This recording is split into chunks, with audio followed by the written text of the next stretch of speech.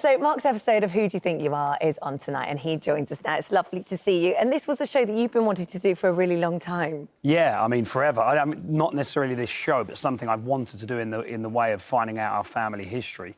My granddad, Eddie, who's here today with me, he's all our life, he's guessed where we're from, he's found little bits and tried to make family trees. And we've never known if he was right, and he thought we was Italian, and nobody's ever known. And how did you go down the Italian route then? I don't know. I think that's a dead end, that one, wasn't it? Well, yeah, we didn't find any Italian. It was Spanish, but I don't know. He just was told by family of his that we were Italian. He lost his dad when he was quite young. Yeah. So he hasn't really been able to ask him questions about where the Wrights are from.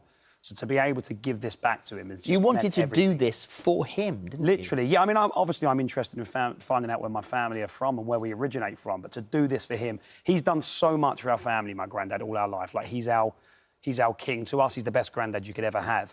And it's hard to repay him for how much he's done. And this was that moment where I could say, you know, before it's too late, I've been able to give this back, and it just means everything to me.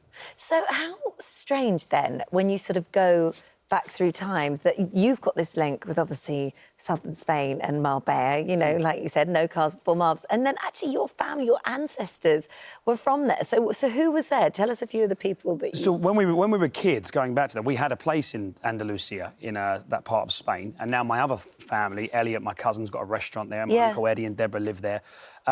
So we've kind of done this full circle. So when I found out, when I was in Whitechapel, in the synagogue, when I went down the Jewish route, he said, oh, your family are from Jaén, which is in Andalusia. And I was like, this is unbelievable. So I rang my cousin. I was flying to the airport where he lives. So I had lunch with him. And then I was, like, going down the road to check out these houses and places where my family were from. Isn't that weird that you should end up, that the family should end up, without knowing where you all came from, what your roots were? It is weird. You migrated back to where you came from. Yeah, not only Spain, that part of Spain. Incredible. It was incredible. And so he sounds extraordinary, David Antonio. So he's master swordsman, as you said. Was he the guy that was interrogated in the Spanish Inquisition? Yes, that's correct. So what I learned is that if you were part of the whole Spanish Inquisition and they thought you was a practicing Jew, they would basically torture you, and when you admitted it, they would take all your assets from your family, and if you lied, they would burn you at the stake, basically. And one of your other relatives was burnt at the stake. Yeah, exactly. But David, what's interesting about him, he was in prison for 2 years, being tortured. So the best thing that he could have done was just admitted it and said, I'm doing that.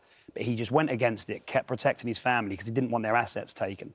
And then he worked out this scheme of how to get himself to Seville, nearer the coast. Then he went to Cadiz, and then he got himself out, and that's how he escaped. And what's so weird about that is that had he not have done that, you wouldn't be sitting here now. No, exactly. So that's why it all becomes emotional. Like, at this point, you can't relate to it. You know, it's 200, 300 years ago. A Spanish guy called David Antonio Mendoza. He's from my bloodline, but I'm like, you know, I can't really relate to this. It's a sad story. But it's not until you get to the end of the story and they say, that's when he escaped, that's when they went to England, that I go, if it wasn't for this man, I wouldn't be sat on this couch now. What about the British side of things? Because you did have a look down that avenue as well, didn't you? Yeah, you met the Wrights. Yeah, so the Wrights, my granddad's dad's dad, we got to a guy called Edward Wright, and he was a bit of a... Jack the Lad. Yeah, East End wide boy. He was a bit of a Dell boy, as the historian told me.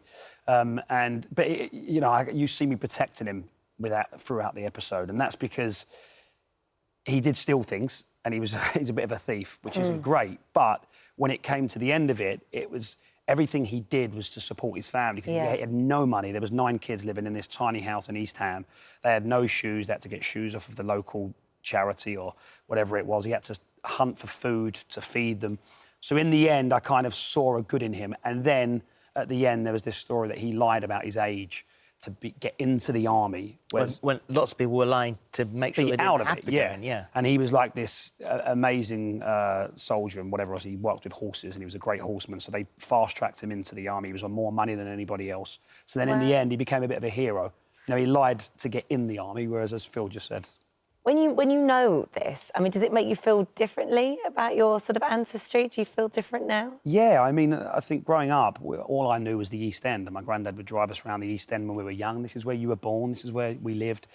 And then obviously Essex, the only way. So that's all I knew. Yeah. And now I'm just been opened up into this world of Spain and Judaism. And I've always been Christian. My family are Catholic. So now we've got another religion part of our family. It's kind of, I don't know what the word is, but it just makes you feel more... Opens your eyes a bit. Yeah, more rich, if anything. It's amazing, yeah. And is Grandad happy with what you found? Yeah, he's over the moon. My granddad, we're like the most proud family ever if you're part, especially my granddad. It's like his family are everything. So it doesn't matter what he found, he'd have been proud of it. And he would say it's still the best thing ever.